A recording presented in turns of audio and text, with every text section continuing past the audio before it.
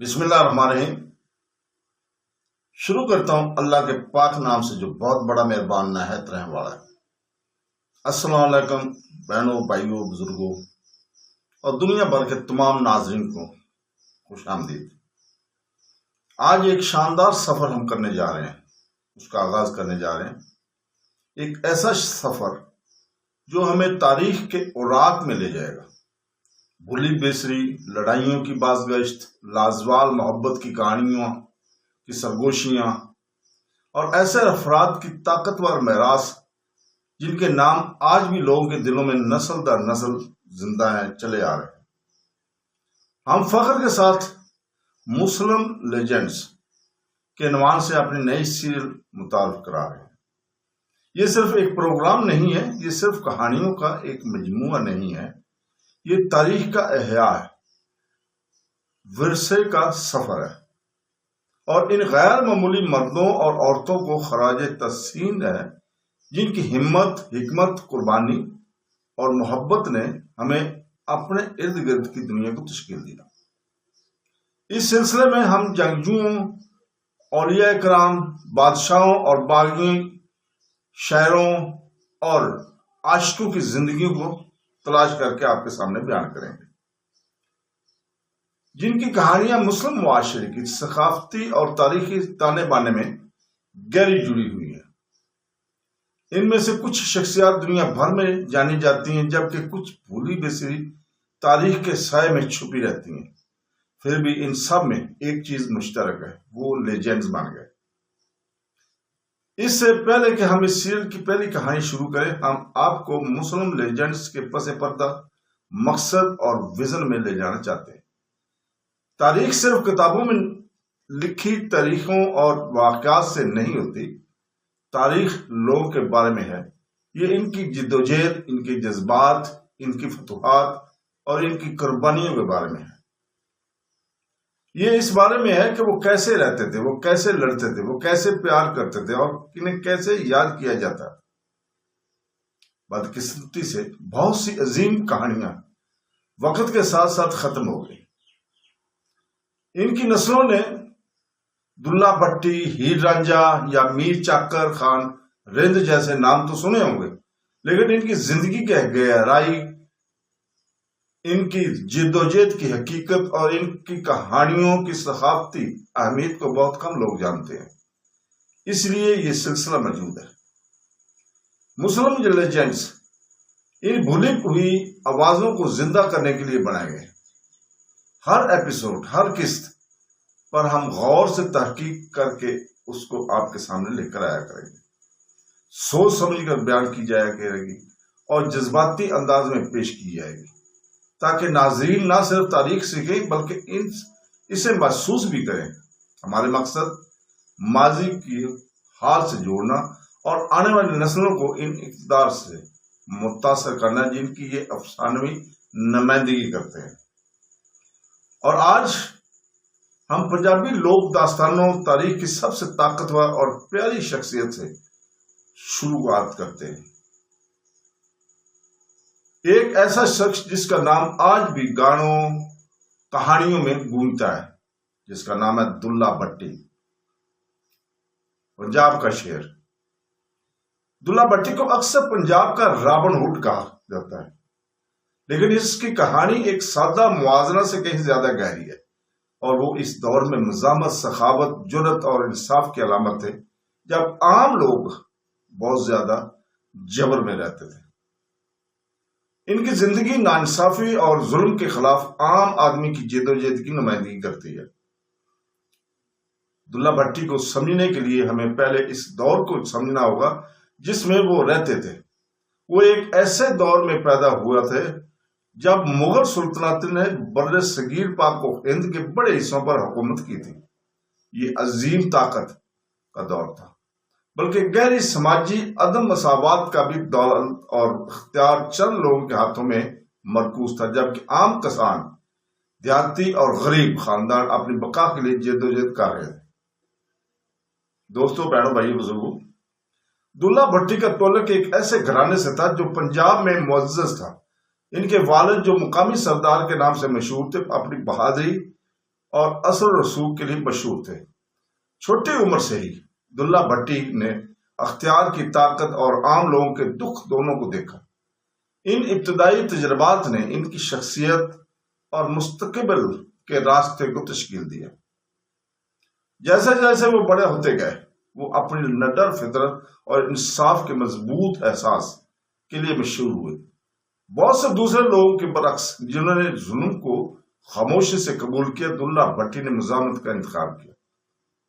انہوں نے ظلم کو تقدیر کے طور پر قبول نہیں کیا، اس کی بجائے وہ اس کے خلاف کھڑا ہو گیا۔ اس کی کہانی کی سب سے مشہور پہلو میں سے ایک ان کا غریب خاندان کا تحفظ ہے، خاص طور پر نوجوان لڑکیوں کا، جن کا اس دوران استحصال کیا جا رہا تھا۔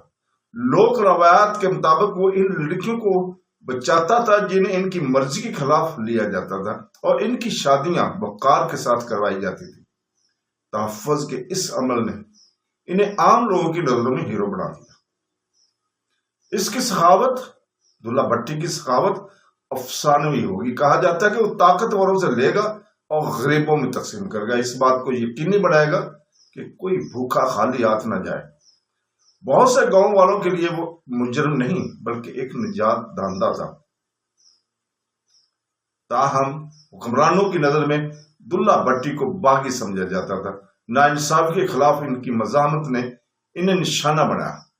سلطنت نے اس خطے پر ان کے کنٹرول کے لیے خطرے کے طور پر دیکھا۔ نتیجن اسے پکڑنے کی کوشش کی گئی، گرفتار کرنے کی کوشش کی گئی، سپاہی بھیجے گئے، حکمت عملی بنائی گئی اور اس کی گرفتاری کے لیے انعامات کا اعلان کیا گیا۔ لیکن دلہ بھٹی کوئی عام آدمی نہیں تھا۔ پنجاب کی زمین، لوگوں اور جنگلوں سے ان کا گہرا تعلق تھا۔ عام لوگ اکثر اس کی حفاظت کرتے تھے، اسے پناہ دیتے تھے اور معلومات دیتے تھے۔ دلہ بھٹی اور لوگوں کے درمیان یہی رشتہ تھا جس نے اس کی کہانی کو منفرد بنا دیا۔ وہ صرف ایک لڑاکا نہیں تھا، وہ ایک رہنما اور اس کی برادری کے درمیان اتحاد کی علامت تھا۔ اس نے ان کے امیدوں، ان کے غصے اور انصاف کے، ان کے خوابوں کی نمائندگی کی تھی۔ جیسے جیسے وقت گزرتا گیا اس کی مزاحمت مضبوط ہوتی گئی اور اسی طرح اسے روکنے کی کوشش بھی تیز ہوتی گئی۔ آخرکار دھوکہ دہی اور تنازع اس کے زوال کا باعث بنا۔ اسے پکڑ کر پھانسی دے دی گئی، لیکن اس کی موت نے اس کی میراث ختم نہیں کی۔ اس کی بجائے اس نے اسے ایک لیجنڈ میں تبدیل کر دیا، بدل کر دیا۔ آج بھی ان کا نام لوک گیتوں میں خاص طور پر تہواروں کے موقع پر یاد کیا جاتا ہے۔ مائیں بہنیں اپنے بچوں کو اس کے بارے میں گیت گا کر سناتی ہیں۔ قصہ گو دیہات میں اس کی بہادری بیان کرتے ہیں۔ اس کی کہانی ثقافتی یادداشت کا حصہ بن چکی ہے، نسل در نسل منتقل ہوتی ہے۔ لیکن مسلم لیجنڈز صرف دلہ بھٹی کے بارے میں نہیں ہے۔ اس کی کہانی کو سمجھنے کے بعد ہم اس سفر کو بہت سی دوسری قابل ذکر زندگیوں میں جاری رکھیں گے۔ ہم میر چاکر خان رند سے ملنے کے لیے بلوچستان کے صحراؤں کا سفر بھی آپ کو کرائیں گے، جو اپنی قیادت اور بہادری کے لیے مشہور جنگجو جانے جاتے ہیں۔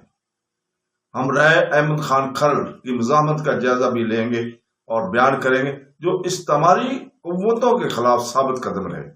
ہم بلے شاہ کے ساتھ صوفی شاعروں کے دنیا میں بھی داخل ہوں گے، جن کے کلام آج بھی دلوں کو متاثر کرتے ہیں۔ ہم محبت اور جذبات کی دنیا میں بھی قدم رکھیں گے، جہاں ہیر اور رانجھا، سونی اور میوال، سسی اور پنو اور مرزا اور صابا جیسی کہانیاں عقیدت، قربانی اور انسانی جذبات کی علامت بن کر زندہ رہتی ہیں۔ ان میں سے ہر ایک کہانی سبق موز ہے، بہادری، وفاداری، محبت، صبر اور قربانی کا سبق، اسباق جو آج کی دنیا میں اب بھی متعلقہ ہے۔ مسلم لیجنڈز کے ہر ایک ایپیسوڈ میں، قسط میں، ہمارا مقصد تاریخ کو اس انداز میں پیش کرنا ہے جو نہ صرف معلوماتی ہو بلکہ جذباتی بھی ہو۔ ہم کرداروں کو زندہ کرنے کی کوشش کریں گے تاکہ ناظرین ان کے ساتھ گہری سطح پر جڑ سکے۔ ہم یہ بھی واضح کرنا چاہتے ہیں کہ ان میں سے کچھ کہانیاں تاریخی ریکارڈ پر مبنی ہیں، جبکہ دیگر زبانی روایات اور لوک داستانوں سے آتی ہیں۔ دونوں اہم ہیں۔ تاریخ بتاتی کہ کیا ہوا، لیکن لوک داستانیں ہمیں بتاتی ہیں کہ لوگوں نے اسے کیسے یاد رکھا۔ وہ مل کر ثقافتی شناخت کی مکمل تصویر بناتی ہیں۔ یہ سلسلہ سب کے لیے ڈیزائن کیا گیا ہے۔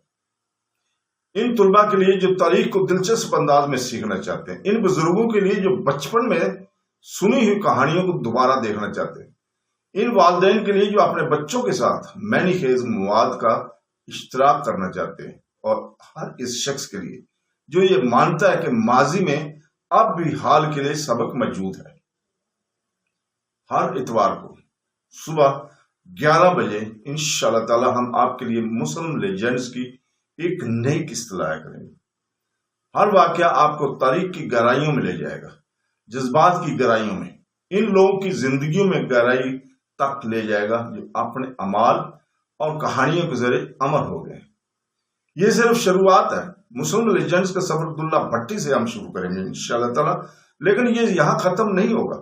یہ صدیوں، خطوں اور لاتعداد ناقابل فراموش شخصیات کے ذریعے جاری رہے گا۔ ہم آپ کو اس سفر میں ہمارے ساتھ شامل ہونے کی دعوت دیتے ہیں۔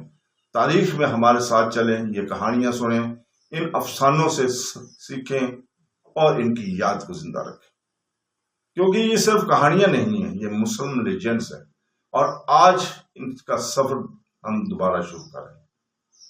شکریہ۔ اس کے ساتھ ہی ہم اجازت چاہتے ہیں۔ اللہ حافظ۔